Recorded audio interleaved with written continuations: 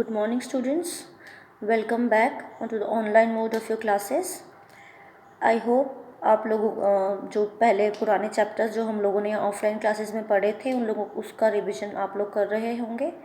और जब तक के लिए कॉलेजेस बंद हैं तब तक हम लोग ऑनलाइन पढ़ते हैं। और आज एक न्यू चैप्टर हम लोग स्टार्ट करते हैं विच इज़ प्रक्रिया लागत निर्धारण रीति, process costing method. This is your 11th chapter. और इस चैप्टर में हम पढ़ेंगे कि जब प्रोडक्ट मैन्युफैक्चर होता है तब अलग अलग स्टेजेस से और वी कैन से अलग अलग प्रोसेस से होके वो गुज़रता है। तो हर प्रोसेस की एक अलग अकाउंटिंग आपको करनी होती है। तो वो हम इस चैप्टर में आज पढ़ेंगे कि किस तरीके से हर प्रोसेस का एक अलग अकाउंट बनाया जाता है। अब जब बात अकाउंट बनाने की आ जाती है तो इट इज़ वेरी सिंपल। आपको डेबिट और क्रेडिट साइड बनाने हैं, पर्टिकुलर और अमाउंट का कॉलम बनाना है, सारे खर्च। अब क्योंकि चैप्टर ही कॉस्टिंग है तो खर्चे तो होंगे, तो सारे एक्सपेंसेस जो खर्च होने हैं या सारे खर्चे तो वो सब आपको डेबिट साइड में लिखना है।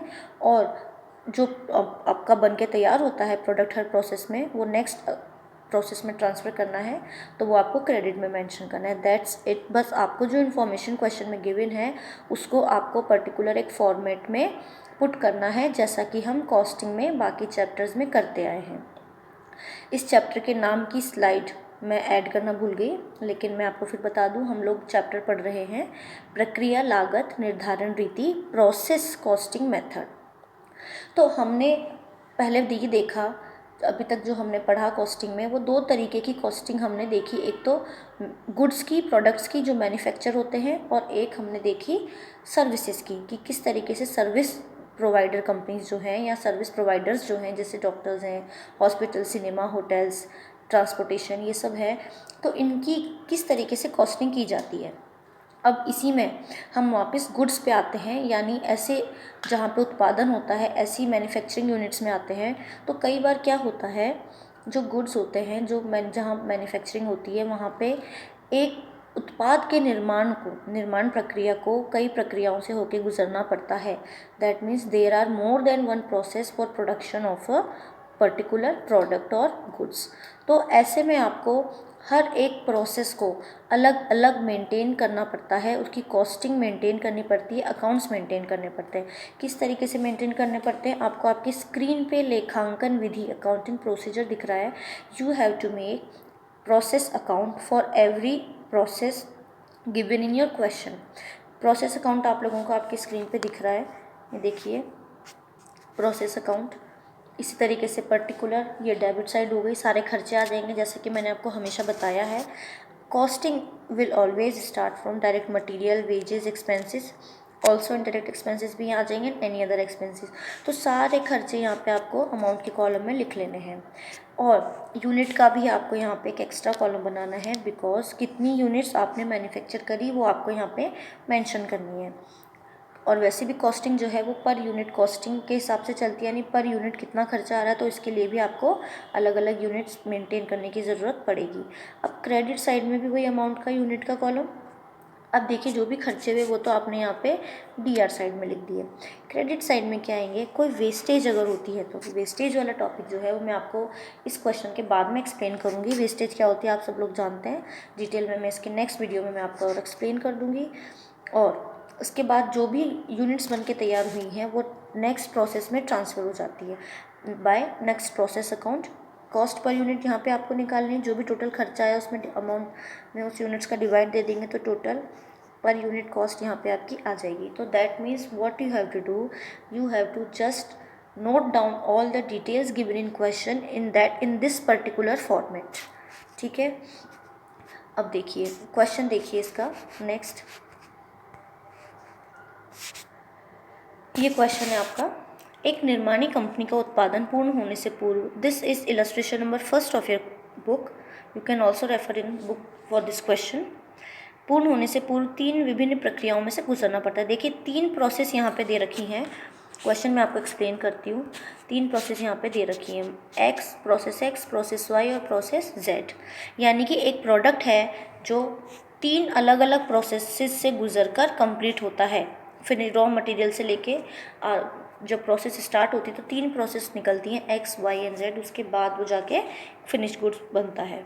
तो रॉ मटेरियल हर प्रोसेस का अलग अलग दे रखा है, लेबर और direct expenses, that means each process has its own individual expenses.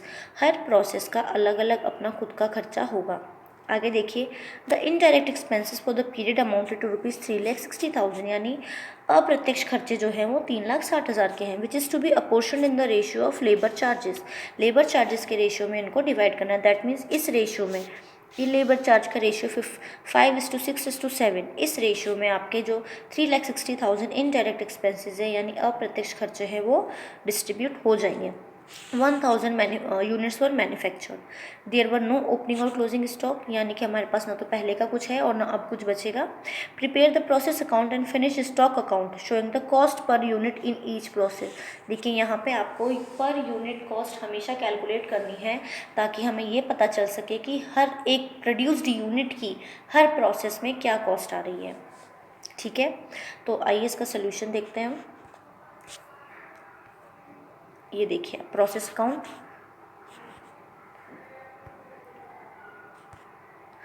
तो आपको सबसे 3 है यहाँ पे प्रोसेस अकाउंट, तो तीनों प्रोसेस अकाउंट आपको बनाने पड़ेंगे, प्रोसेस एक्स, प्रोसेस वाई और प्रोसेस जेड अकाउंट। ठीक है, तो ये देखिए process X, process Y account और प्रोसेस जेड अकाउंट।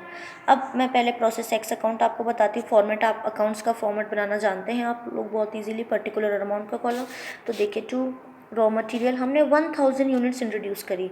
यहाँ पे हमें ये इन्फॉर्मेशन गिवन है कि हमने 1,000 यूनिट्स मैन्युफैक्चर करी हैं, तो यूनिट्स में आप 1,000 लिख देंगे। बाकी हर प्रोसेस का जो अपना अपना खर्चा है रॉ मटेरियल का, लाइक 180, 50, 15, ये आप लिख देंगे। और इनडायरेक्ट एक्सपेंसेस जो आपने 3,60,000 के थे, आप लोगों ने क्या किया, उसको डिस्ट्रीब्यूट कर दिया किस रेशियो में, 5:6:7 के रेशियो में। ये मैं आपको यहाँ पे मेंशन भी कर देती हूँ क्योंकि बुक में लिखा हुआ है कि 5:6:7 के रेशियो में आपको you have to distribute indirect expenses. तो प्रोसेस एक्स को कितना मिला, 5, फर्स्ट वाला डिवीजन मिल गया।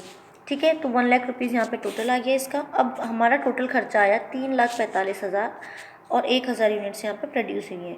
तो ये सारी की सारी यूनिट्स जो प्रोसेस एक्स में जो 1,000 यूनिट्स हैं विद टोटल कॉस्ट ऑफ 3,45,000, ये ट्रांसफ़र हो जाएंगे, ट्रांसफ़र इन प्रोसेस वाई। देखिए यहाँ पे लिख दिया बाय प्रोसेस वाई अकाउंट। अब अमाउंट है टोटल 3,45,000, यूनिट से 1,000, तो पर यूनिट कॉस्ट आ जाएगी 345। That means process X cost per unit is ₹345। अब प्रोसेस एक्स के कंप्लीट होने के बाद we will move towards process Y. Process Y में देखो वही अकाउंट बनेगा, लेकिन यहाँ पे अब हम शुरुआत करेंगे प्रोसेस एक्स से जो हमें मिला है। सबसे पहले हम वही नोट डाउन कर लेंगे। ये देखिए, to process X account transfer हुआ 1,000 का मटेरियल विथ 3,45,000 अमाउंट। बाकी के सारे खर्चे आपको वैसे ही लिखने हैं, raw material, labour, direct expenses और इनडायरेक्ट एक्सपेंसेस। ये सब टोटल करने के बाद हमें पता चला कि 6,70,000 हमारी कॉस्ट हो गई है प्रोसेस वाई की। अब ये प्रोसेस वाई पूरा का पूरा कहाँ ट्रांसफ़र हो जाएगा, बाय प्रोसेस जेड अकाउंट में। 6,70,000 का खर्चा ऑन 1,000 यूनिट्स ये ट्रांसफ़र हो जाएगा प्रोसेस जेड में। लेकिन उससे पहले हमें पर यूनिट कॉस्ट निकालनी पड़ेगी, तो 6,70,000 डिवाइडेड बाय 1,000, तो 670 पर यूनिट कॉस्ट आ गई इन प्रोसेस वाई अकाउंट।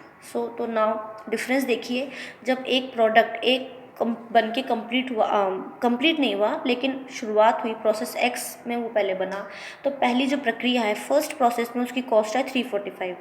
अब वो प्रोडक्ट जो है वो और एडवांस स्टेज में आ गया तो उसमें खर्चे और ज़्यादा लगेंगे, तो ये कॉस्ट बढ़कर हो गई 6,70,000।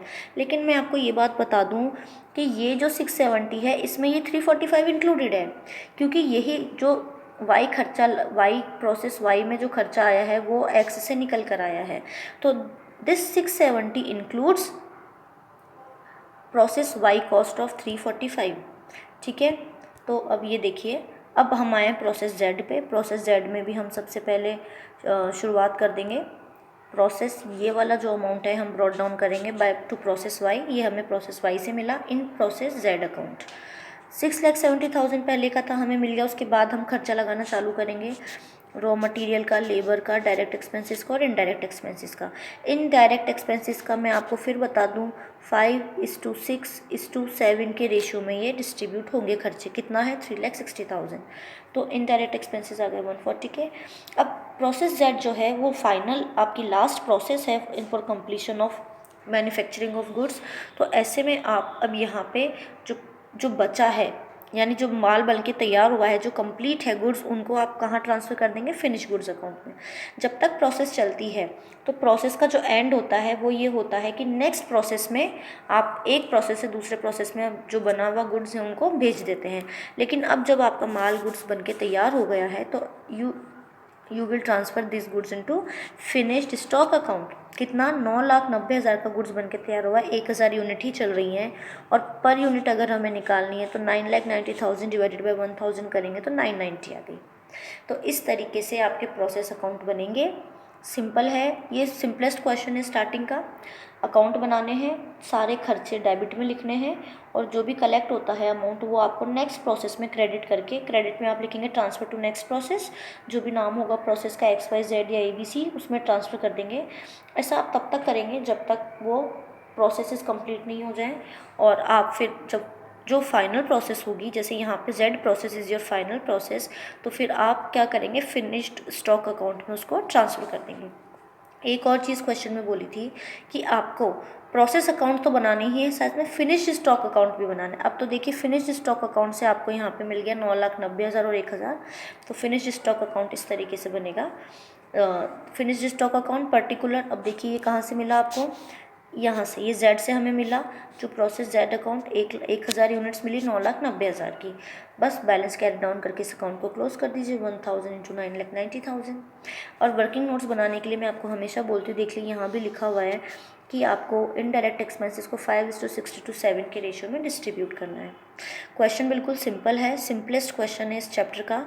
आप लोग, मैंने आपको वीडियो समझा दिया, एक बार इस वीडियो को शांति से सुनिए और मुझे पता है बुक्स आप लोगों के पास है तो क्वेश्चन देख के खुद सॉल्व करने की कोशिश कीजिए। नहीं समझ में आता है तो फिर वीडियो देखिए और फिर भी नहीं समझ में आता है तो आप अपनी क्वेरी पूछने के लिए यहाँ पर आप आ सकते हैं या व्हाट्सएप के थ्रू आप इसको पूछ सकते हैं।